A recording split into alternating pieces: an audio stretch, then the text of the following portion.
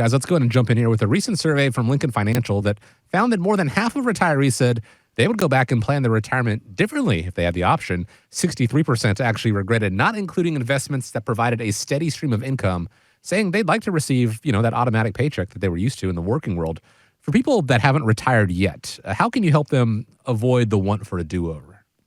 Well, I think you'd never want to get to retirement and be looking back, and wanting to have a redo over. But, I think there's things that I can always tell myself 5 years younger, Nolan, here's what I should have, could have done, or even 10 or 15 years. So when we're looking at it, and we're thinking about for retirement time, really all roads lead to income. Everything that you've kind of been building and growing are designed to provide income. And one of the most popular question that people have is, what is the biggest source of retirement income? And we look at it, there's Social Security, you've got personal savings and investments, you've got individual retirement accounts, defined contribution plans, defined benefit plans. Sometimes people continue to work in retirement time. And when we look at the numbers, the Social Security Administration, what they put out back in their Income of the Aged chart book was showing that Social Security was the single largest source of income for people in retirement time, followed by part-time work or earnings, and then by pensions, and fourth was asset income. So when we break down each of these things, I think one of the things that's very important, we talk, Chaz, a lot about the importance of having what I would call a financial plan. A financial plan is looking at the probability of success of how to be able to reach your goals and, what the probability is. But there could be a lot of people that are either watching this video on YouTube or, listening to the radio or one of our podcasts, and they may think, I have a financial plan. Or, when I log in my 401k, it tells me what the probability looks like. But when you're looking at your individual situation, I'd say one of the key elements to do is not only have a financial plan, have a written retirement income plan. And that's certainly one of the things that we can do. We go through this process to look at, how do you try to take and drive up the income in each of all the areas of your plan to make sure when you look at each source of income, you're trying to get the most amount of income ultimately for as long as you live. So first of all, let's take Social Security. According to this study, it made up about 37% of the income source for a typical retiree. Yet at the same time, the Social Security, it puts out its own study, and what it shows that 70% of people roughly are deciding to take Social Security benefits early, meaning that they're electing a lifetime penalty by taking benefits early. In addition to that, when you look at Social Security at retirement time, Social Security can be a taxable source. Based upon your certain levels of provisional income, you could pay zero, or sometimes 50% of it becomes taxable, or up to 85% of it becomes taxable. But still, in my simple math, if we think about it, what percentage of withdrawals from traditional retirement accounts are taxable in retirement, Chaz?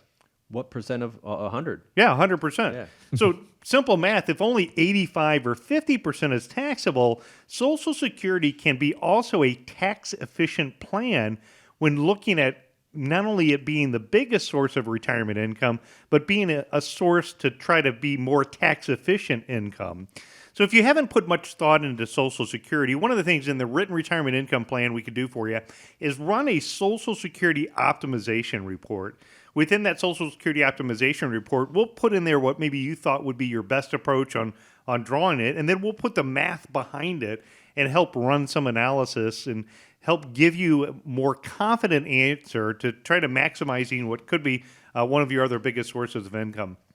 The second one, the third one, which is pension. So the second one is part-time work. If you want to work part-time in retirement time, that's fantastic. I'd say do something that you're passionate about, and there's nothing wrong with adding income to your bottom line by working. But the third one being pensions. And with pensions, this is another one of those irrevocable decisions. You only get one shot at it. You got to get it right. I recently had some clients that came in new to the family, and we'll call them Joe and Barb. And what Joe and Barb were doing is they were trying to decide what their best approach was on selecting their pension options. And so Joe and Barb, what they had is they had a choice. They could take a lump sum distribution, meaning that they could go ahead and they could take all of their money out, and then they would move it over to a self-directed IRA to try to avoid paying taxes now. They just pay taxes when they took the withdrawal out. They could take single life only, which would be, for the retiree's lifetime, and when the retiree passed on, then the money was gone. They could take a joint life payout, and they could also take some period certain options. So they had quite a few different choices. Initially, I said, well, what were you thinking would be the best choice for you and your family? And they said, well, that big lump sum of money, that looks to be fairly attractive. I think we should just take that, have you guys invest it, and, that could be the best option for us. And so when we stopped and we looked at it, and again, we were thinking that, pensions can be one of the biggest sources of retirement income. The study shows it's number 3 on the list. Number 2, if you're not going to continue working in retirement, which she's not going to continue to retire, she's just going to enjoy retirement years. But that decision that she makes, that money, if you did the reverse math on it, she would need to make a nearly 8% rate of return to equal the monthly income that option was going to provide if she took the pension option. And so, although interest rates are a lot higher today, it would be unrealistic for me to say, hey, yeah, you can make 8% in today's marketplace. Because as we know, if you're invested in stocks and bonds, they can go up and down. Yeah. There's guaranteed products that are out there, but right now that environment's in that 5 and a 5.5% range. The second option, and I kind of considered both of them important, so I think for the typical retiree, we want the income to be consistent for both retirees for as long as possible. So the second option, when you look at it, is you look at, Joe and Barb taking a 100% survivorship option. And it was about a $600 a month reduction to take that option.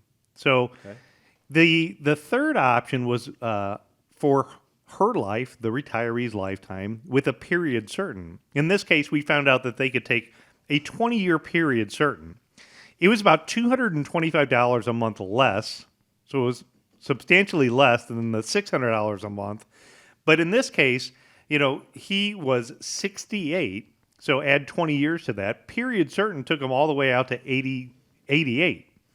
So although it's not guaranteed for both of their lifetime, it's guaranteed for 20 years and her entire lifetime.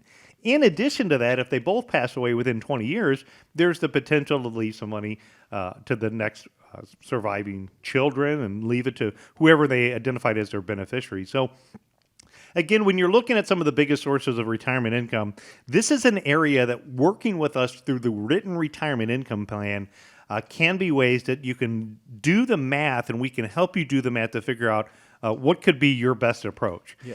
Chaz, I'd say the next area would be looking at like asset income. I know we spend a lot of time talking about the importance of the controllable items in retirement time, and asset income is another area that we tend to focus on. Yeah, absolutely. I would say that's a great analysis on the income, but the one thing that the pensions don't provide sometimes is a cost of living adjustment. I noticed that if you have a pension option, generally it doesn't come with that. So I'm going to kind of go a different direction here. We're going to talk a little bit about dividends, and part of that retirement income analysis that we'll do for our clients includes a dividend yield analysis.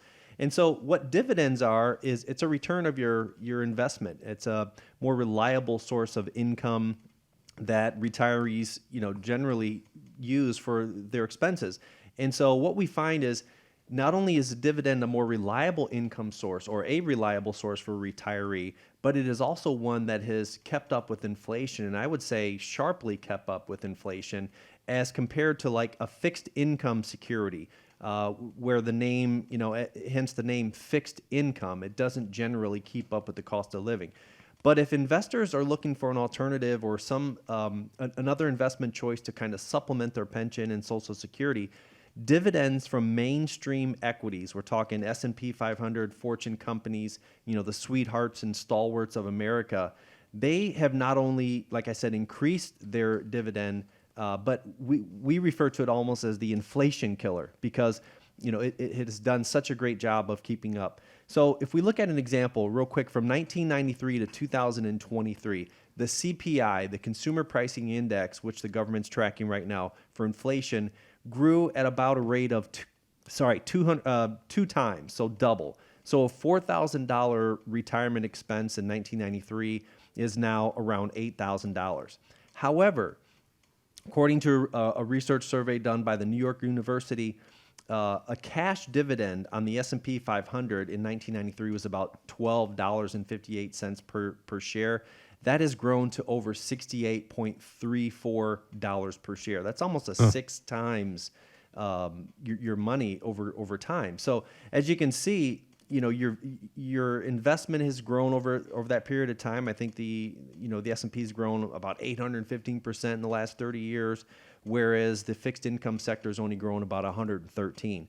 So not only have dividends kept up with inflation, but investing in the stock market does provide some growth for your principal in the future. It's just that I think sometimes we're scared, we don't understand the market, and people tend to, going back to the initial prompt there, what do people regret? If I had to imagine, I would say most investors, most retirees may regret being too conservative and not having enough equity. Definitely can, and then they can also regret making the wrong pension or Social Security choice. So, again, these are things that we really kind of focus on. And I would say, again, anybody who's within 5 years of retirement time, if you haven't gone through our America's Retirement Headquarters written retirement income plan, we'd be happy to do that. We would look at things like analyzing your Social Security, looking for ways to optimize your benefits.